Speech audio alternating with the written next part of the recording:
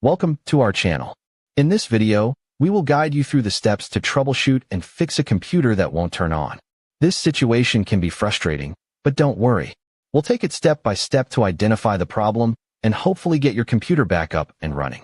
First, ensure that your computer is plugged in. Sometimes, the simplest solution is the one we overlook. Check the power cable and make sure it's securely connected to both the wall outlet and your computer. If you're using a power strip, make sure it's turned on. Next, look for signs of power. When you press the power button, do you hear any sounds?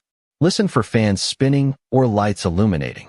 If nothing happens, it could indicate a power supply issue. In this case, try a different power outlet or test the power supply with a multimeter if you have one. If your computer shows some signs of power but won't boot, check the monitor. Ensure it's turned on and connected properly. If possible, connect your computer to a different monitor to rule out display issues. Now, if your computer still won't turn on, try a hard reset. Disconnect all peripherals, remove the battery, if applicable, and hold down the power button for about 15 seconds. Then, reconnect everything and try to power it on again. If the problem persists, it may be time to open your computer case.